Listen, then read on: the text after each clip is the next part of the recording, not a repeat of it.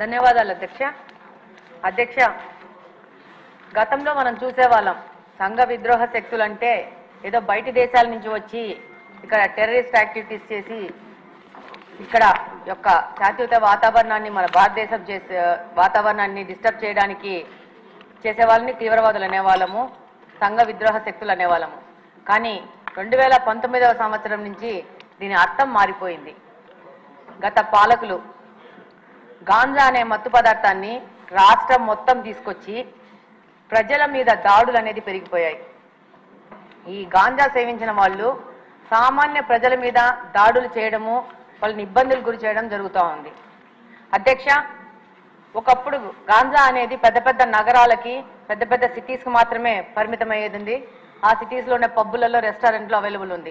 ఇప్పుడు గాంజా అనేది చిన్న మండల స్థాయికి, గ్రామ స్థాయికి చేరుకోవడం జరిగింది. ఇప్పుడు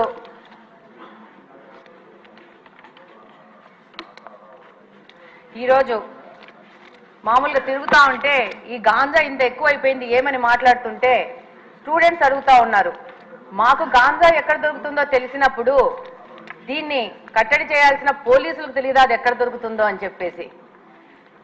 ఎంతమంది స్టూడెంట్స్ కలిసినప్పుడు ఎలక్షన్ క్యాంపెయినింగ్ లో ప్రశ్నించడం జరిగింది.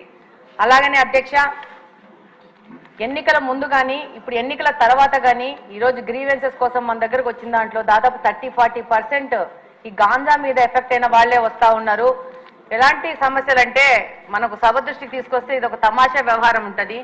పిల్లాడు గాంజాకి అడిక్ట్ అయ్యాడని చెప్పేసి దాంట్లో నుంచి బయటికి తీసుకురావడానికి ఏవో మాయలు మంత్రాలు అని చెప్పేసి ఎవరో సాముల్ని మీద ఆధారపడి వాళ్ళు వచ్చి వాళ్ళ ఇంట్లో ఉన్న బంగారం అంతా చూసి వీడు గాంజా మీద ఎఫెక్ట్ అవుతున్నాడు ఈ అబ్బాయి అని చెప్తే వాళ్ళు ఆ బంగారంతా దొంగతనం చేసుకుని వెళ్ళిపోతే ఆ కేసు ఇప్పటికీ కడపలో 2 టౌన్ పోలీస్ స్టేషన్ లో ఎఫ్ఐఆర్ రిజిస్టర్ అయ్యింది. నిన్న 1 వీక్ బ్యాక్ కూడా సదరు మహిళ వచ్చి నాది ఏదో సమస్య తీర్చండి అని చెప్పింది. అంటే దాదాపు సామాన్య ప్రజలు ఈ గాంజా వల్ల ఎంత ఎఫెక్ట్ అయ్యారంటే అసలు ఈ 5 సంవత్సరాల్లో మిగతా సమస్యలు ఒక ఎత్తు అయితే గాంజా సమస్య అనేది ఇంకొక పెద్ద ఎత్తుకు చేరుకోయింది.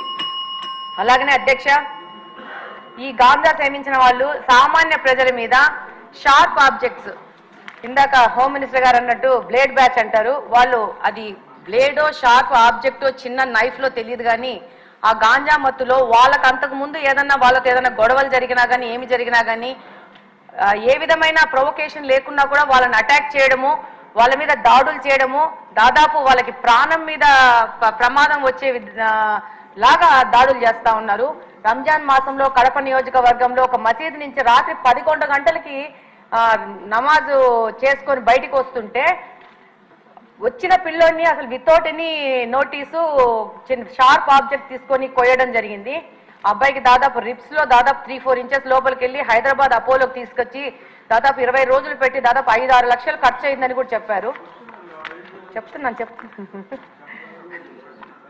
అయితే దాని మీద పోలీసు వాళ్ళకి దగ్గరికి వెళ్తే చాలా నామినల్ దొమ్మి కేసు, చిన్న 2 మనుషులు కొట్టుకుంటే జరిగిన గొడవలాగా కేసు రిజిస్టర్ చేశారు.